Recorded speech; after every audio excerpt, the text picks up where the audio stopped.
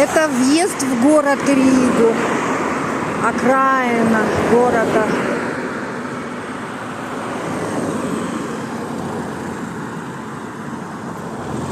А вот там стоит столб, который показывает бывшую окраину города.